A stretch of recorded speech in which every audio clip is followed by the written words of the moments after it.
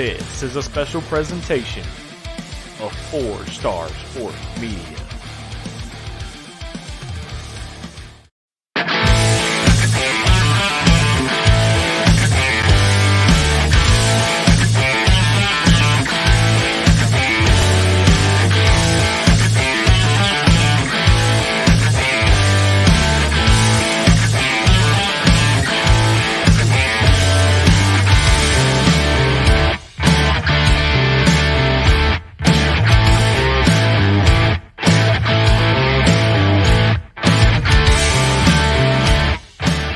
Welcome to the 4 Star Sports Media College Football Pick'em Show. Now, live from the BA Mask Studios, here's your host, from the Point, Wes Pruitt.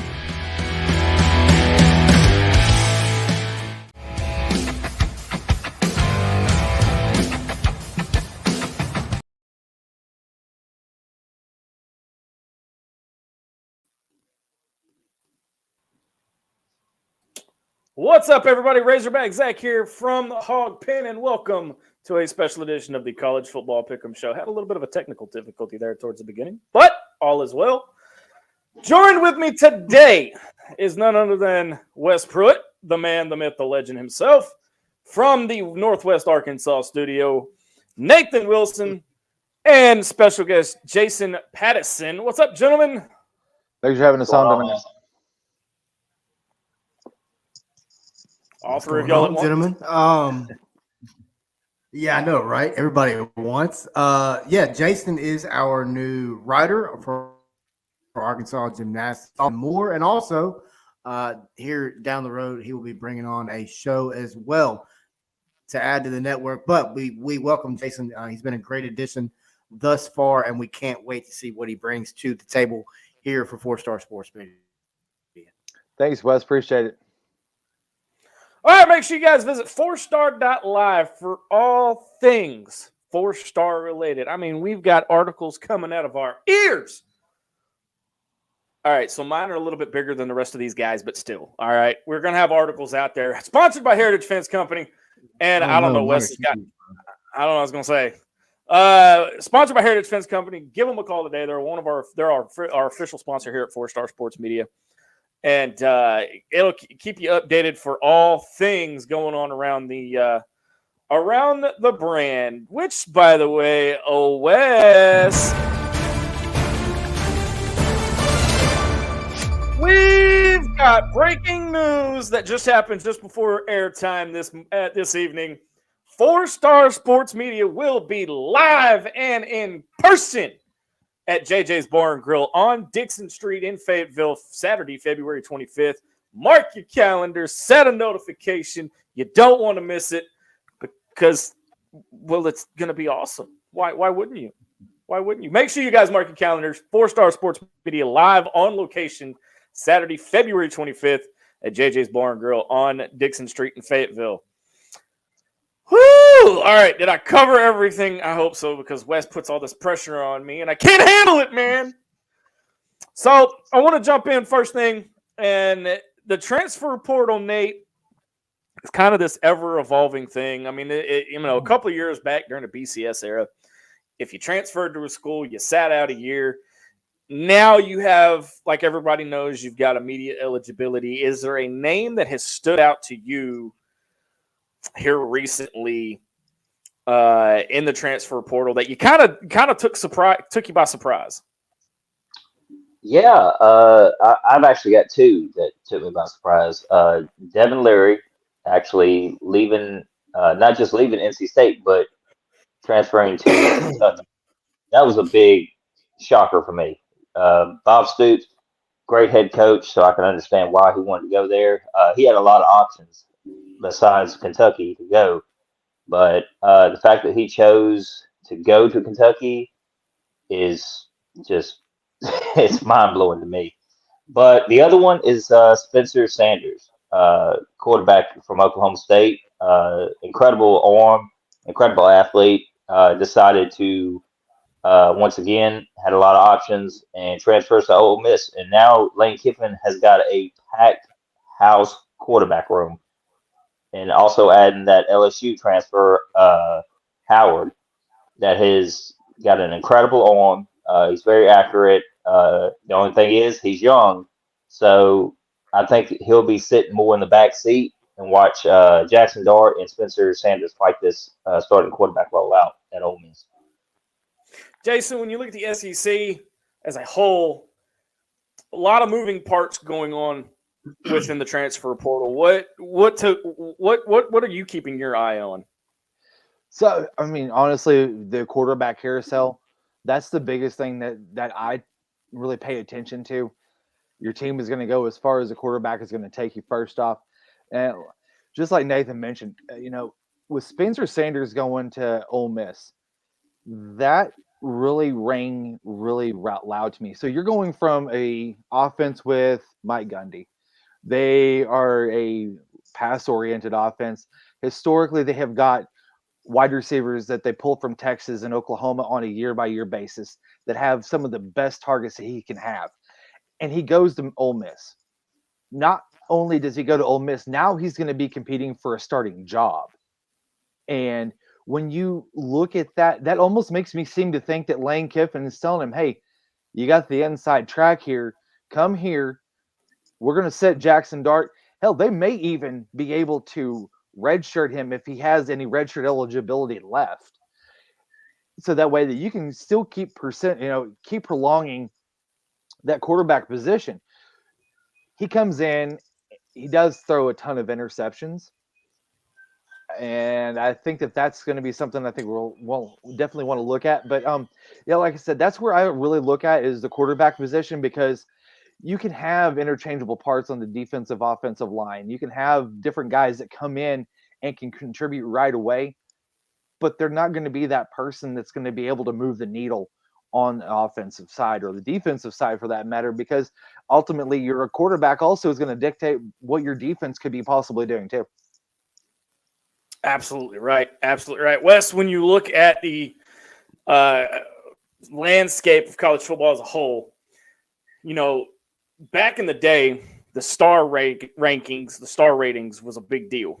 If you're a 3-star, 4-star, 5-star recruit coming out of high school. Nowadays, what means more and where does it matter more? Because we've seen more coaches go towards the transfer portal. If you're a head coach in a Division I program or in college football as a whole, where are you going to find your guys at? Is it the transfer portal? Is it the high school level? Or is it a combination of both?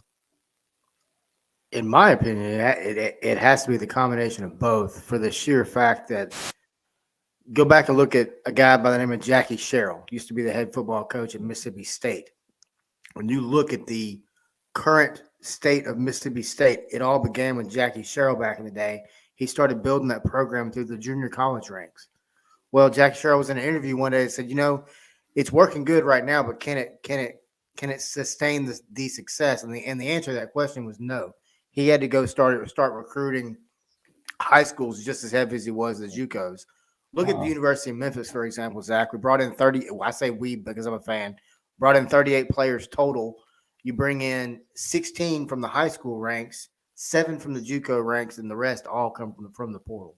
So you've got right, but I mean, it doesn't matter who you bring in, Zach. If you can't develop the players that you bring in, they're going to leave. That's just sheer fact. So when you look at a guy like Sam Pittman, look at the additions. I think he had more additions through one subtraction than any other staff in the nation. You lose Kendall Browse. Thank turn God. around. You bring back. I know. I'm not getting you started, bro. You lose KB, but then you bring in Dan Enos. Yeah, you bring in Dan Enos. You bring in the tight ends coach as well, who's a hell of a recruiter. But what you're also bringing in is you're bringing in guys who are proven developmental coaches who can develop talent. Look at Little Tua up there in Maryland. Nathan's boy, he loves him. Little Tua. Look at what Enos just did with him under Mike Woodson in 2 seasons. Mm-hmm. Yep. It's raw talent, man. It's raw talent. You look at the tight end coach at Maryland. Go take a peep. Go take a peep at who they've recruited, who's he brought in, and what that player's done since they've been there. Mike Woodson. I can keep on going down the list, man. It's all about player development. And then in today's college football game, the Memphises of the world and Arkansas, for that matter, you don't have to go after a 5-star, quote unquote, 5-star player. You can go get that 3-star player that nobody's looking at because they're going to the portal to get a guy. You can go get a 3-star high school kid, and if you can develop him, he'll turn into a Drew Morgan for you. He'll turn into a Traylon Burks for you. Things like that, just to use Arkansas examples. If you can develop the player, it doesn't matter the star. I've always felt that way. It's the reason that we're named what we are. It's because the whole rating system is completely flawed. And I used the example of D'Angelo Williams. When he was looking at Arkansas, he was a 4-star recruit. The day he signed with the University of Memphis, he became a 3-star recruit. That's impossible. You don't drop a star based on who you signed with. That doesn't change the talent of the player. Wes, let me throw a name out there from the University of Arkansas that the star ranking didn't mean crap. He went from a walk-on to the Burlsworth Award winner. We had his brother on. We had his brother on ITHP a few weeks ago. Grant Morgan. Yeah, I mean Tony Pollard was a walk-on at Memphis. Anthony Miller was a walk-on at Memphis. Yeah, I mean Drew Morgan, wide receiver at Arkansas, came in as a 3-star, left as a legend. Yeah. Set SEC records like nobody's business. So, but that's the only, we have the transfer portal going and the carousel of players going from one school to the other. But the other thing is nobody's thinking about this is the coaching carousel is still spinning. It is. It is. Real quick, man, I want to give Brad Riley a shout out real quick. Y'all might know a guy named Austin Riley. That is Brad's cousin, as a matter of fact. Shout out, Brad. Appreciate you watching, my guy. Yes, coaching carousel is still spinning. Nathan is Tuscaloosa is a hotbed of information right now. Evidently, Tommy Reese is in town to have a little coach talk with Saban, aka Saban of college football, and we'll see how that goes. Evidently, he's Saban's top target. I'll be honest with you. In my opinion, I don't get it. When I watch Notre Dame, I see a flawed offense. I see offensive lines that has issues seemingly every year. Really good tight ends, generally speaking. Quarterback play is always kind of to me. It's never oh wow. It's never that. It's always okay, that guy. And to me, it's been that way for years. In my opinion, there hasn't been a quarterback at Notre Dame, Brady Quinn, maybe off the top of my head, that's just really gone like, oh dang, that guy's lighting it up. I mean, hey, if you guys can think of one, let me know. Rudy. He didn't play quarterback. The man only played he only played 3 plays. I'm just messing with you. Good Lord. But I agree. I agree with Wes. I mean, it's kind of one of the things with all the names that are out there. I mean, Nick Saban went after a lot of talent, true talent, on not just offense coordinator but defense coordinator. A lot of people were speculating that, Jeremy Pruitt's coming back. No, he's not. I'm going to shut that down right now. He's not coming back. SEC, he's still involved in an investigation right now with the SEC. That's not happening. There's no way. Because the only way that would work out. There's a McDonald's in Tuscaloosa. He ain't coming back, my guy. Hey, and I mean, here's the other thing, Nathan. Everybody was thinking that D'Amico Ryans was going to come back. Trust me, I loved the hire. And here's the thing: talking with some guys that are pretty inside with the NFL, D'Amico Ryans was going to be your next Denver Broncos head coach. Once he went to stayed home and stayed with the Texans, they immediately went to Sean Payton, which was a huge hiring. But a lot of respect for D'Amico Ryans. Shout out to D'Amico. Great hire there by the Texans. I think he's a guy that can kind of just come in and just kind of clean things up. Does that make sense? Well, yeah, and it does. And the whole thing behind the D'Amico Ryans, all Crimson Tide fans, we would love to have him. I mean, he was an all-star linebacker. He was incredible on the defensive side. He is a defensive genius in my opinion. I mean, he did a great job with the 49ers as a defense coordinator. Didn't work out so well against the Eagles this past weekend, but in my opinion, D'Amico Ryans, and the whole hype about that was because during the regular season, there was a tweet saying D'Amico Ryans was saying something about, hey, give me the job. I'll take it right now because I'm sick and tired of seeing our defense the way it is right now.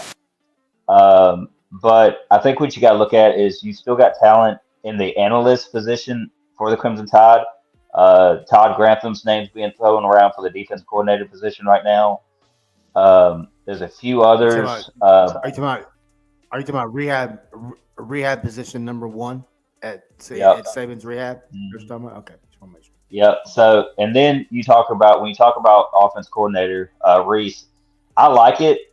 Reese is a young offense coordinator. He spent a lot of years underneath Brian Kelly, and Brian Kelly wanted him to come to LSU with him, and he decided to stay at Notre Dame. Yep. And so he decided to stay at Notre Dame, but I like it because he's a young offense coordinator. He's a young coach, and to get the chance to be underneath, in my opinion, the GOAT, and a lot of people would say the same thing. If you get a chance to go underneath Nick Saban to get some of that coaching knowledge that he has, and then fold your way into potentially getting a head coaching job somewhere else. I mean, we've seen the Saban assistants, as they're called, go out and do great things at other colleges. And that man has his own tree now. I do. The thing is that I like the hire. It's a good hire. Now, it's not official yet. There is talk. There was big media talk. Nick Saban threw the Bama private jet out there to pick him up, and yeah, he did. But you got to roll out the red carpet sometimes to make some of these guys feel welcome. A lot of people thought he's in T-Town. I'll just put it to you like that. Yeah, he is in T-Town. Yeah, and the job is being offered to him right now. So now, whether he takes it or he turns it down like the Washington Huskies offense coordinator did, that's going to be it's going to probably be news tomorrow on whether he turned it down or accepted the job. How hard is it to tell Nick Saban, thanks but no thanks? Sam Pittman did it. Yeah, he did. Yeah, Sam Pittman did it. It's pretty easy for him. I mean, but let's be honest. And if any of y'all guys had the chance to coach, I mean, if Nick Saban offered you a job, would you take it? I mean, in a heartbeat. That's what I'm saying. You would love to get question. Anything is experience alone. And it's not just that, but you got to understand, Nick Saban actually was coached underneath Bill Belichick. Yeah. Oh yeah. So. Oh yeah. They were under the two big names right there. Long history between those two, man. Over at Navy, the Browns. I mean, dude, this goes on and on. It's crazy. We are up against a break. When we come back, we'll talk National Signing Day and the SEC rankings of where most, if not all, of the SEC schools kind of ended up on National Signing Day. You're watching a very special edition of the College Football Pick'em Show on the 4-Star Sports Radio Network. Back right after this. There's an old saying that great fences make good neighbors. And if you're looking for an affordable and quality property fencing option, choose Heritage Fence Company in Germantown, Tennessee. Now, they specialize in all kinds of custom fence builds, no matter what you're needing, whether it's a privacy fence, ornamental, a 3-rail farm, they'll even do an electrical braid farm fence and pool safety fences as well. So you can call Corey or John, and they'll work with you to build a fence that suits your needs and your wants. 901-326-2081. Corey, John, and their team, they're prepared to work with you to deliver high-quality fencing options for your home or business. Heritage Fence Company, 901-326-2081. Call Corey or John today. Heritage Fence Company, 901-326-2081.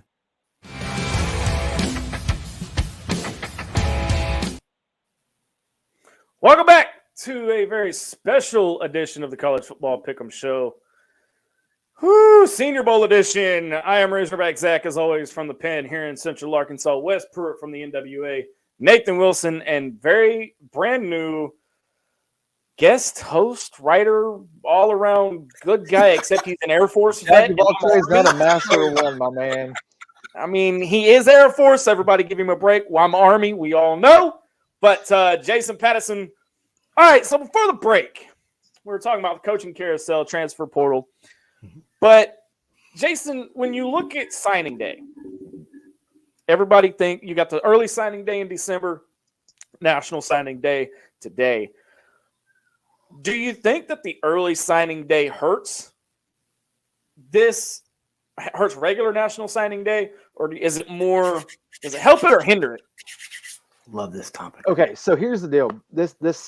I think that they both have a unique perspective to both of them, but definitely early signing day has taken away from national signing day. How many times have y'all turned in a sick day to watch ESPN on national signing day 10, 15 years ago because they had kids lined up for 6, 7 straight hours of we're going to go here, we're going to go here, we're going to go live there. And you're waiting for your school to come up and say, okay, that's one of the 3 hats. It's my school right there. And you're waiting for that kid to pick that hat up. I mean, look at Solomon Thomas. We waited for him, waited. And all of a sudden, boom, he's going to Stanford. I'm not going to lie. I was watching. I took some time off from work to watch some of this stuff. And now you're taking it away and you're moving it towards the December dates. And I do think that you've taken some of the pizzazz of that February signing day because now ESPN, for instance, is having to split both of those days up into 2 different areas. Let's look at Shamar Easter for a second. We did not know where that kid was going. I had insider people telling me he's gone. He is not coming to Arkansas. I had heard the same thing. And I'm talking reliable sources too. And that there was a reason why he didn't do the early signing day. And the longer it drew out, the longer you felt, okay, this kid's going to go somewhere else. And then boom, 2 weeks right before signing day or a week before signing day, he's a solid hog. Yeah. That kind of stuff we didn't really see before. We were always on the teetering edge in first part of February waiting for some kid at the Under Armour high school game or the East-West game or the North-South or the Army. I can't remember the name of the other game off the top of my head. The East-West Bowl, whatever it is. Yep, we're waiting for those kids to come off the field, take their helmet off, stand there with your parents, and put a different hat on, hoping it was yours. It was your school's. And yeah, it's taken away from all of that. Yeah. Nate, I got a question for you, man. And we have gone, you, me, and Wes have gone about this all football season long. Mm-hmm. What's the point of early signing period?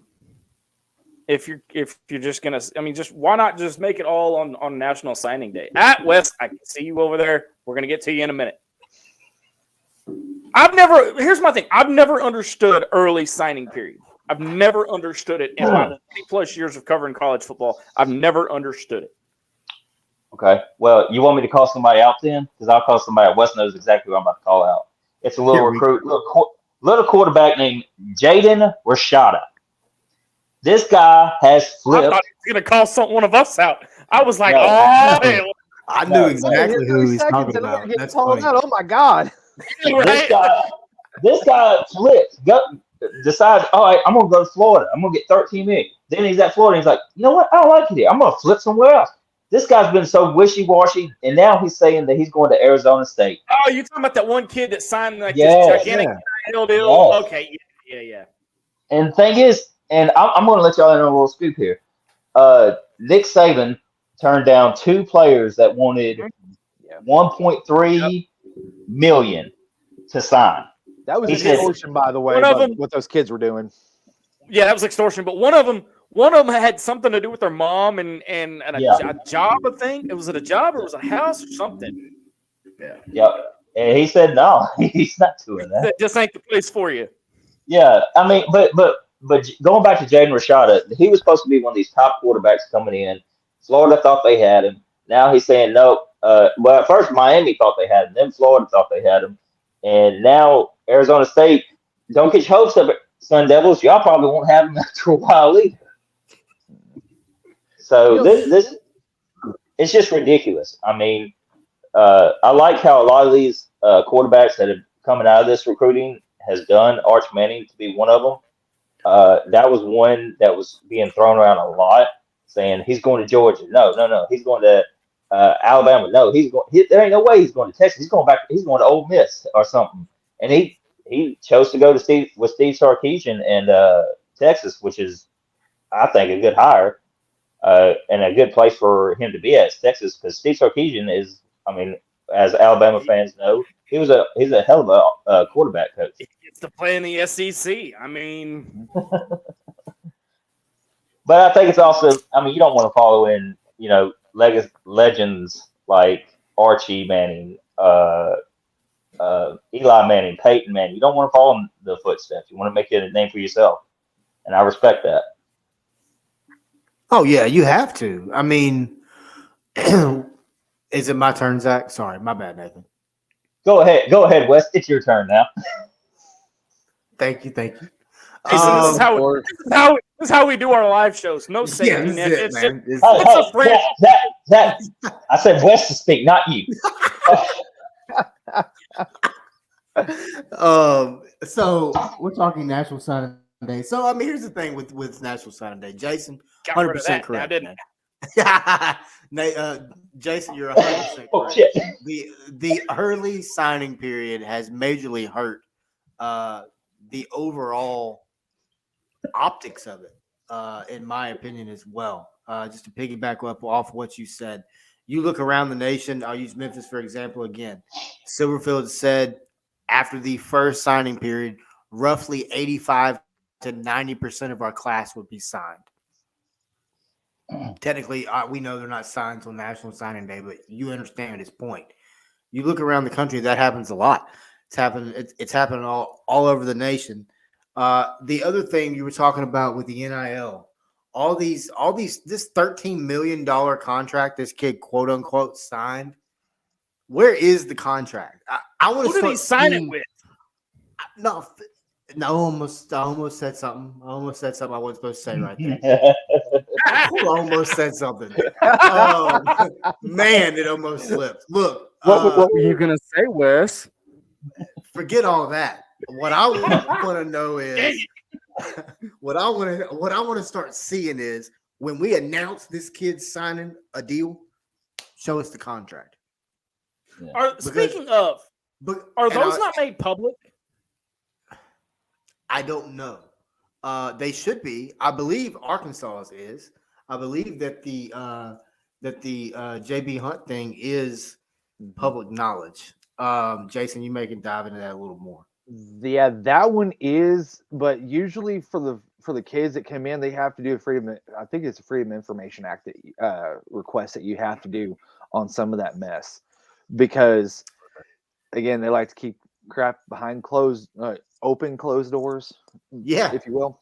But I want to touch on Jaden Rashada for just a second, because this has really gotten under my skin a little bit, the way that this kid's operated his business. And I'm going to look at this from an NFL perspective for a second.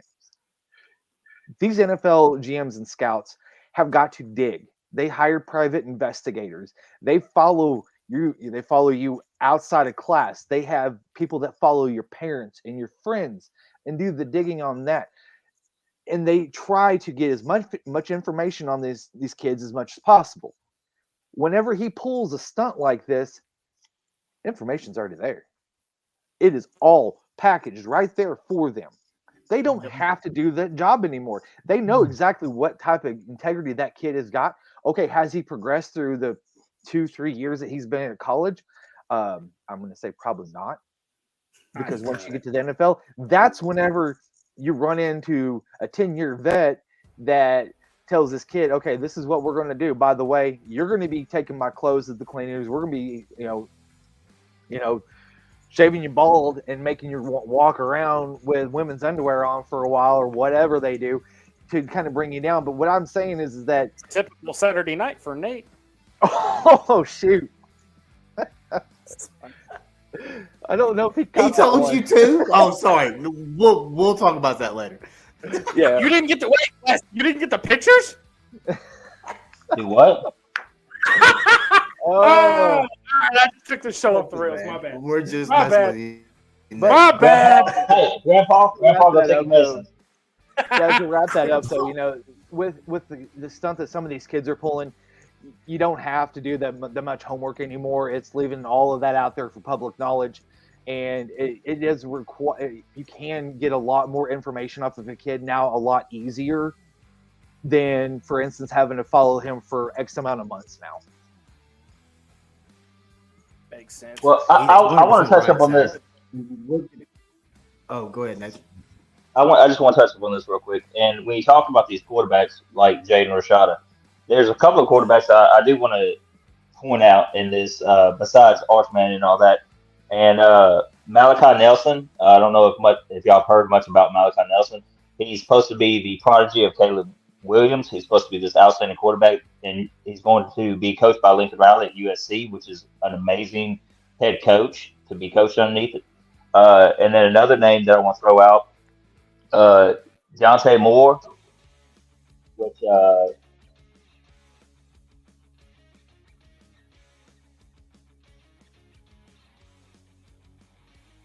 you hear me? Yeah, we Yep. got you. Deontay Moore, who Yeah. was actually the number 2 quarterback in the class that flipped from Oregon to UCLA. And a lot of people are speculating that the reason he flipped was because Bo Nix returning back to Oregon.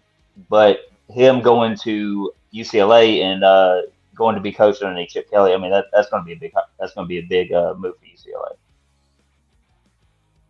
Most All right. definitely. That's going to do it for this segment. When we come back, Wes Pruitt's been keeping track of the Senior Bowl down in Mobile, Alabama, and he's going to give us a breakdown of it. Wes, you better be ready, buddy, because here we go. On the other side of the break, it's the Senior Bowl breakdown. You're listening to a special edition of the College Football Pick'em Show on the 4 Star Sports Radio Network. Back in 60 seconds.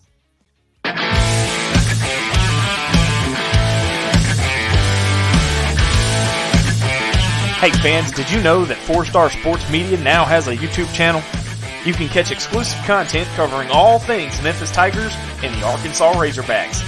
Shows like The Point, and the only show on social media about the Arkansas Razorbacks that is purely fan-driven, Inside the Hog Pen. Plus other shows like The Hog Trough, the 4 Star Sports Show, and many more coming soon. So check them out today. Go on YouTube.com and search 4 Star Sports Media.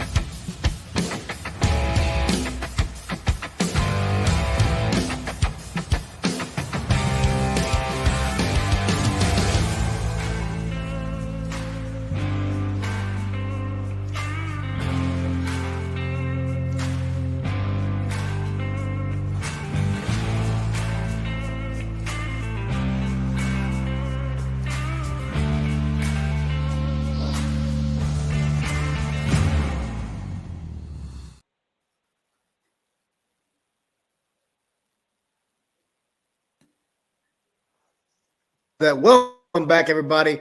It is the 4 Star Sports Media Senior Bowl preview show. We will be back Saturday morning, roughly. What I time it for, Zach? What, like noon, something like that, Saturday, to break down all things Reese's Senior Bowl. Mobile, Alabama is booming right now. It's always an exciting week in Mobile. Nathan and Jason, when you look around the country at games that are all-star games like this is, in my opinion, it gets no better than the Senior Bowl. Nathan, would you agree with that? I would agree. Another thing I compare it to is like watching the Under Armour All American Classic. I mean, watching that and watching the seniors come straight out of high school, the talent that's coming into the next level. It's the same as what you're about to see at the Senior Bowl. You're about to see these guys that are giving it their all at their programs and come out, show off one more time for some right before the combine to show what they can do. Some of these guys didn't get a lot of time in the regular season, so they get to come out now and show what they can do. Yeah, Very true, I think that Jason. It's the last college football game that we're going to see a lot of these seniors in. It's a very select few over the last 2 seasons. Just to give you a little stat before you get started here, over the last 2 seasons, there's been 106 players drafted that have participated in the Senior Bowl. Do you see that number maintaining? most definitely. I think that you see that a lot of the players that are in the Senior Bowl also get drafted or get sent to the NFL Combine, and that's a huge plus for them too, because that not only are they able to showcase their craft and show NFL scouts that they're the real deal, they're also showcasing at the NFL Combine too, to give them just fortify what they've already seen. But whenever you do go to the NFL or to the Senior Bowl, you're only able to do so much at the combine. And at the Senior Bowl, you're firing live rounds at these guys. You're going head to head, popping pads. You're going against these guys. This isn't a Pro Bowl where these guys are laying down. These guys are working their butts off because they know exactly what is in front of them. They have got 32 scouts watching them on a day in, day out basis for 4 or 5 days. And another thing that go ahead. I was just going to say that one of the big keys that I have noticed too is the absence of Will Levis. Yeah. He's not going to be participating in any Senior Bowl action at all. And to me, that tells me that either he knows that there's a possible flaw that they may find, or he doesn't want to hurt that draft stock any more than what he's possible. I don't think you'll even see him at the combine too. From what I'm hearing is that he will be at the combine. Okay. He will participate in the combine, as will Bryce Young. I mean, they all will in some capacity. Yeah. But when it came to the Senior Bowl, it was I think it was one of those things to where his people decided, let's just hold off. Let's just get ready for the combine and go on. But when you look at the Senior Bowl, it's a job interview from day one when you get there on Monday. It's a job interview. And Jim Nagy, I got to tell you what, you guys probably already know this. If you don't know this, I'm going to tell you. Jim Nagy puts on a Class A event from the time you get there as a media member to the time you leave. You've got enough Reese's Pieces to choke a horse. There's breakfast that's incredible every morning, Tuesday, Wednesday, Thursday at practice. You've got media events Monday. You've got the Senior Bowl Summit, which is tonight, as a matter of fact. Sean Alexander and Cadillac Williams were the 2 guests there tonight. Outstanding running backs. Yes, I must say. incredible running backs. They were. Last year was Nick Saban, Brian Harsin, Steve Sarkisian, Even better. and James Franklin, hosted by Kirk Herbstreit. So there's always something going on in Mobile, but it is a job interview from day one. Jim Nagy came out this week on Tuesday morning before practice started and said, "Look, every player is meeting with every team. That way, your timeline's not flooded with guys going, oh, well, such and such met with such and such today." Jim Nagy put squash on all that. So you know what? Everybody's meeting with everybody. It doesn't matter. If you're here, you're meeting with them. I'm so glad he did that, because then you cut down on a lot of that. I don't want to say hearsay, but a lot of that assumption of, oh, look, I saw him talking to that scout. They were talking, so I'll go ahead and tweet that out. They talked. But the cool thing about this year is they're taking assistant coaches from teams and building staffs. So the head coach for the American team, for example, is the offensive coordinator from the from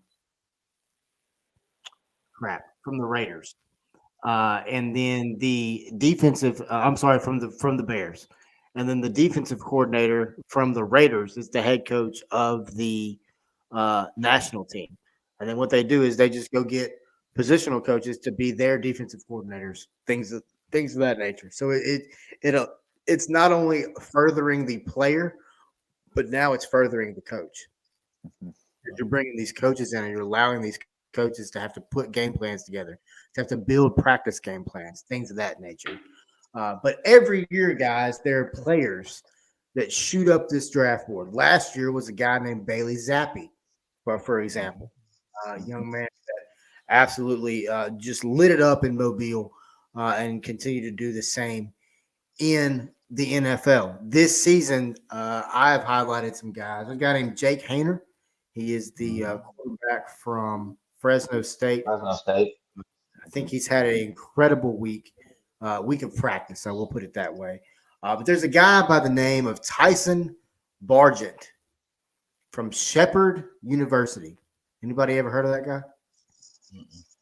Nope. No. Okay. Well, he's Not until the other day when I was looking at it. He's I heard of him. I heard of him. Wes just now. Yeah. How about he's thrown for 159 career touchdown passes, which is an all-time record in NCAA history. 17,000 career yards at Shepherd University, D2 program out of Shepherdsville, Pennsylvania. That's like some Steve McNair stuff right there. Yes, it is, man. Insane. That kid has had an incredible week. He's come in. You also have to remember this, guys. He's coming from a D2 program where they run the keep it simple, stupid method, whereas he's coming here and plays are literally like 35 zigzag, 12 extra, twin spike. You know what I mean? The kid's like, what the hell? You know, what the hell does that mean?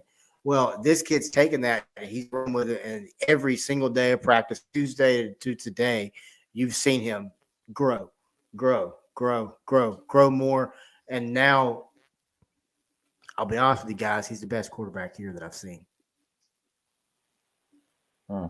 He's had the best week. Yeah. That's a huge. I mean, Clayton Tune's here, Max Duggan's here. The list goes on and on. Sargent has had the best, and that's not just you around. People around here have said that. Best week. Now, another thing that I find very funny, guys, is this. There's a big man from Ohio State in Mobile. He has the wingspan of a 7'3" individual. Oh, you talking about Mr. Thanos? Is what they call him. Yes. He is 6. Yeah. He's like 6'5", Something 6'6". His arm is Yeah, huge, buddy. And his arms aren't that long, though. That's the thing, man. Like, you would think this man's got arms down to his ankles or something. No, it ain't like that at all. But he's long as a oak tree, buddy. He's a freaking mountain is what he is. But here's the thing, man. Tuesday he came out, had a great practice. Incredible. Well, then Wednesday and Thursday, he doesn't practice. The man's walking around with his jersey on, with a hoodie on under it, with like a little Louis Vuitton, what did they call it in The Hangover? It's a satchel. Indiana Jones carried one. Yeah, with like one of those, like, I mean, he's just walking around with a man purse.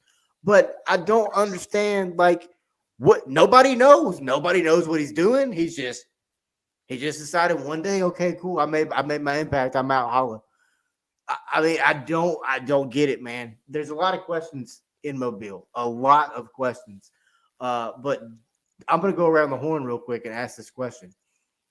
When you look back at Senior Bowl games, of course, we're going to leave this topic alone, but Stetson Bennett's not here. Should be there. He's not. Should be sponsored by Coors. Yeah. I love how when I say we're going to leave it alone, there's always one little whisper that comes in from. And one you know person. it's going to be me. I mean, Generally come speaking. on. So, but You've got Max Duggan down here. You've got Clayton Tune from Houston down here. You've got Jake Hayner from Fresno State. You've got Malik Cunningham, didn't practice Tuesday because of illness, practiced Wednesday, Thursday, looked decent.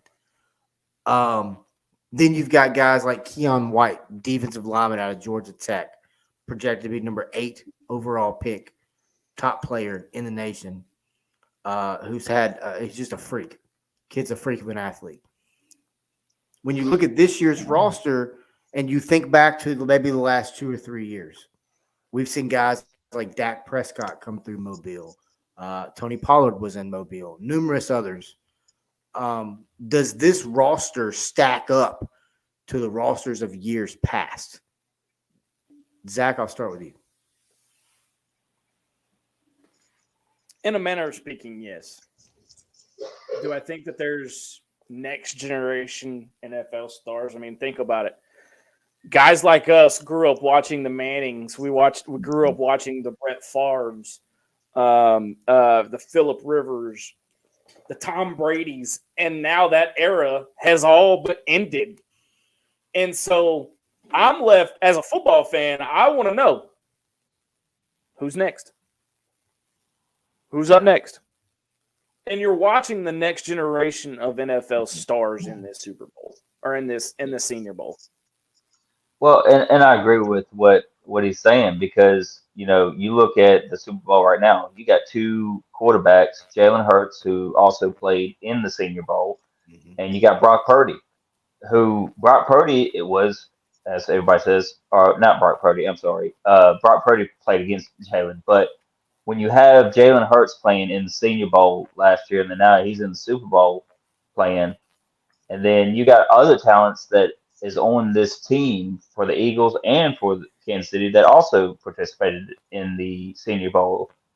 I mean, these guys, this is a chance for them to step up to see what's coming next. You got a lot of young talent coming into the Senior Bowl and in this they'll be participating in the NFL Combine.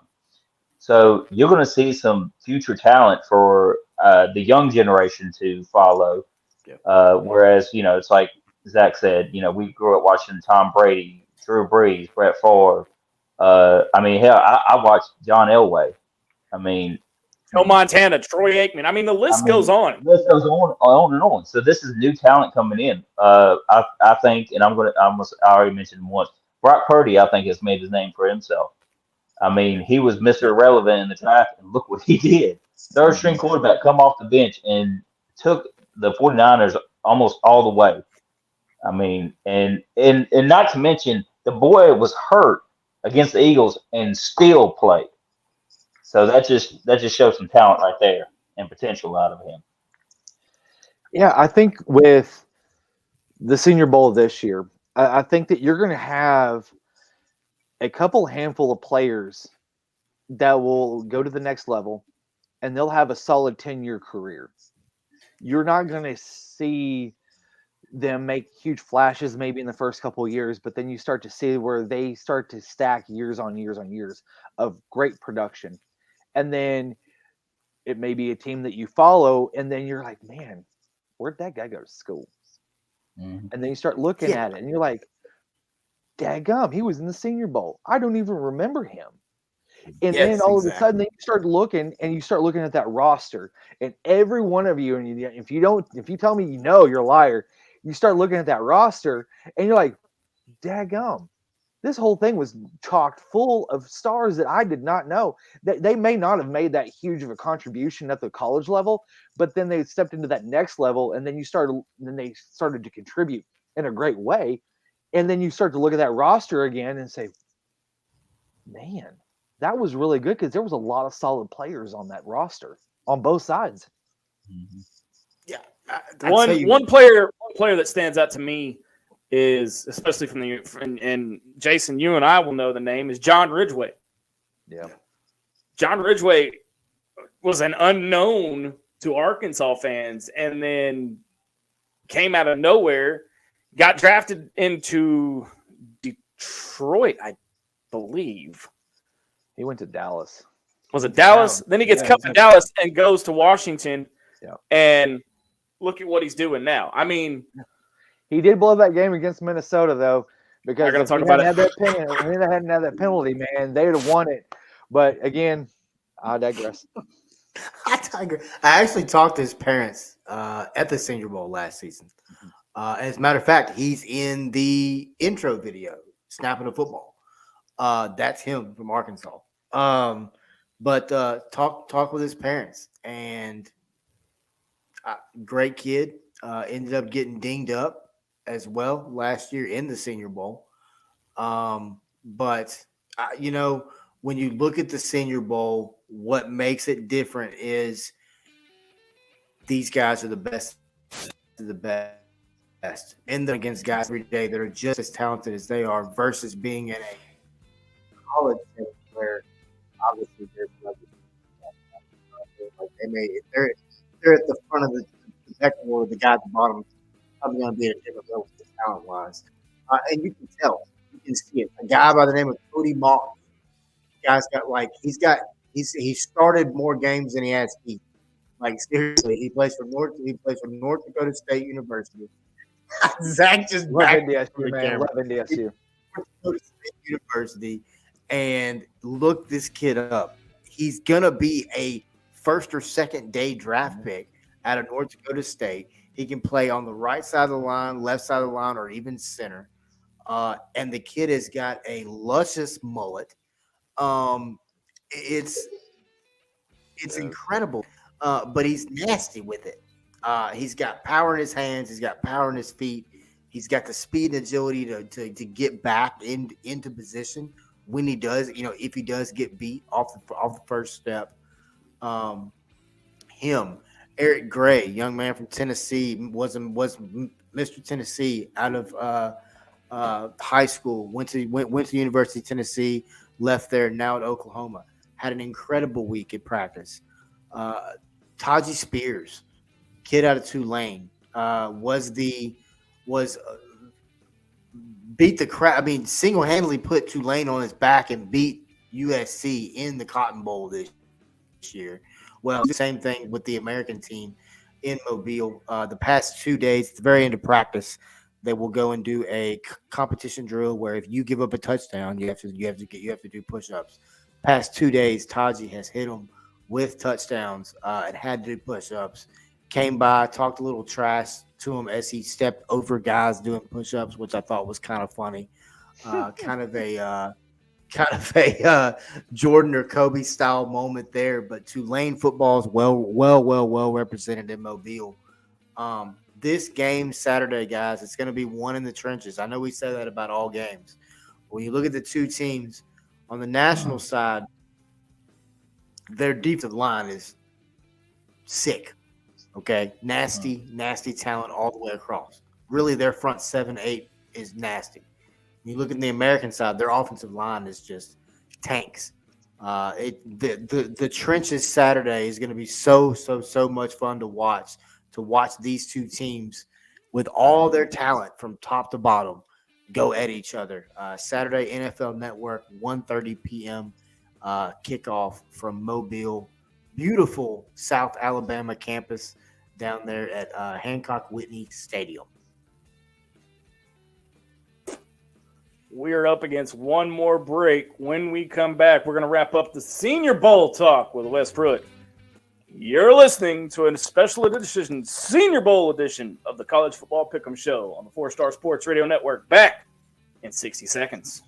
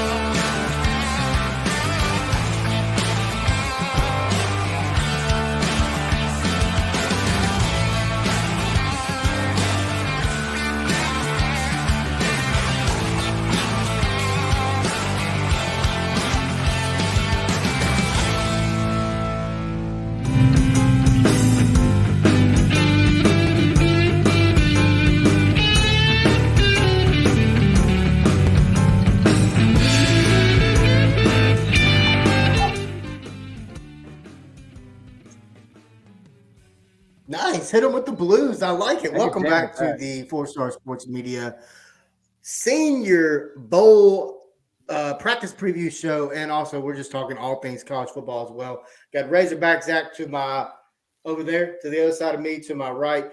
Nathan Wilson down there on the bottom. Caddy corner is Jason Pattison, new writer and soon-to-be show host of 4-Star Sports Media. We have been talking all things college football tonight because the season never stops, fellas. Have y'all really thought about that? No season really ever stops. Every sport. You finish, then you've got recruiting, then you've got media days, and then wham, we're right back into the season. College football is the same way. Senior Bowl talk. Biggest game of the last college football game of the season on Saturday. Jason, it's going to be a good game, man. Give me a player on the Senior Bowl roster that you will be watching Saturday during the game. So there, let me put a little context into this because you've already actually named the guy that I was going to be watching. Then that was Cody Mock from NDSU. And the only reason why one is because my wife's uncle played at UND. He keeps a real close track on NDSU.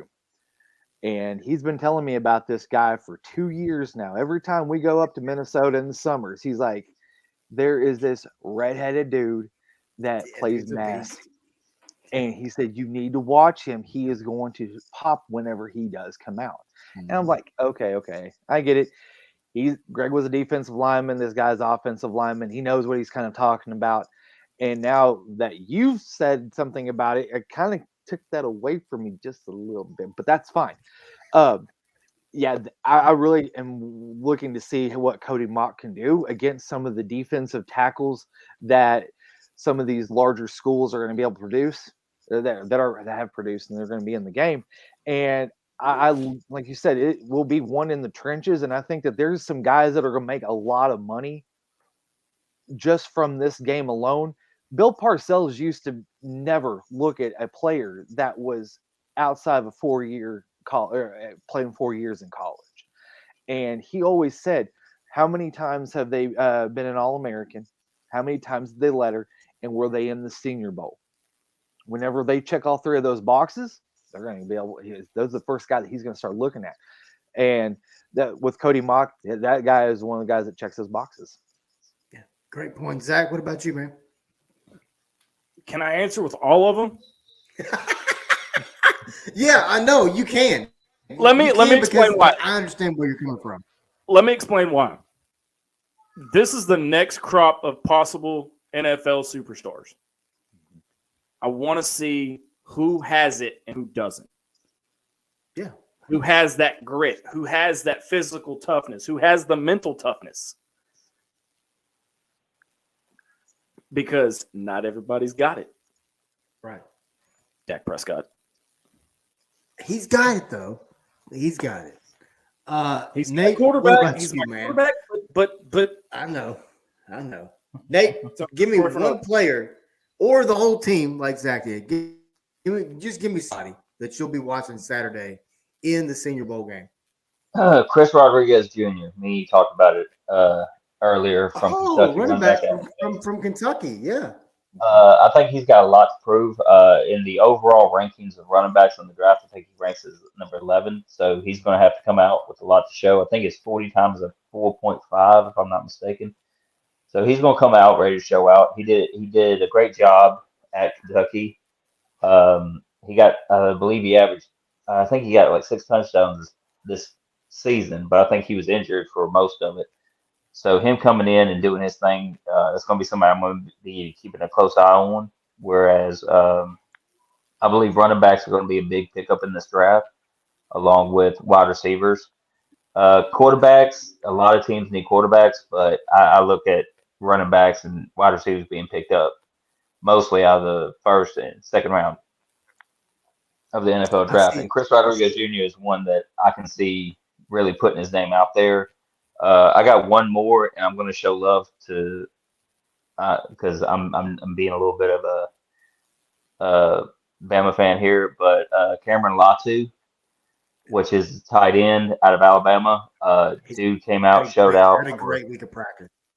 Yeah, and he showed out a Great lot. with practice for him. Great hands, great Right. footwork in his routes, crisp running routes. Mhm. Really goes and gets the ball at its highest point. Really nice range. He's got a really great range of motion of catching as well. He's a guy to look for. Early day 3, probably, I would say. Mhm. Yeah, Maybe, in that 5 range, 3 to but 4 range. and I will say this, Wes.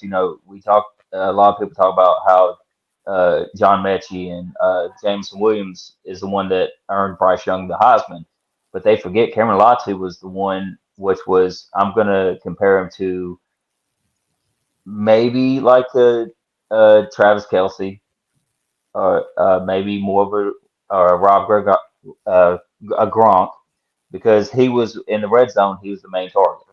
He was hard to cover sometimes, but if the ball hit his hands, he was coming down with it. He's a big guy. He's an awesome pass blocker when he needs to be, and he's an awesome running running blocker when he needs to be. So I'm going to be looking forward to seeing where he ends up in this draft too. There's another guy that I want to mention real quick. He's from Princeton University. When's the last time you think somebody from Princeton was drafted? 1996, to answer your question. But his name is Andre Iasvaras. He's a wide receiver. Runs very crisp routes, got great speed, great hands. He's had a really good week down here. Jaden Reed out of Michigan State. The kid is just track speed, world class track speed. Will leave you, absolutely leave you. Really had a great week. A lot of guys have had really good weeks. There's a few guys that will need a good game. But all in all, when you look at Mobile, best game period in college football. Jim Nagy, former NFL scout.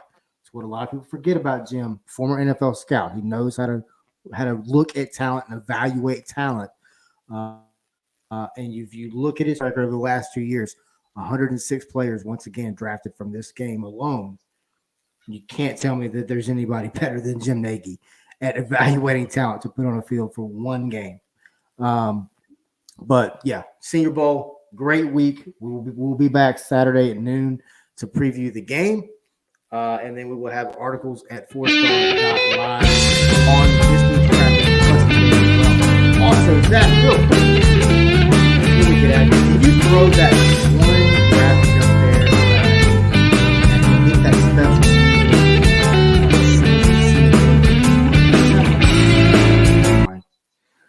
You kind of seem like a CNN type of guy. Whoa! Hold the hell up. The fired. breaking news. Which graphic you want thrown up there? The breaking news graphic. You mean that one? There it is. There it is. This is CNN breaking news. There you go, Wes. Yes, it's for SSM breaking news right now. For SSM breaking news, we will be live at JJ's Bar and Grill right there on Dixon Avenue on Saturday, February 25th. That's February. We all do it when we spell it. Don't say you don't. We all do it. February 25th, we'll be live at JJ's Bar and Grill talking all things Arkansas Razorback baseball.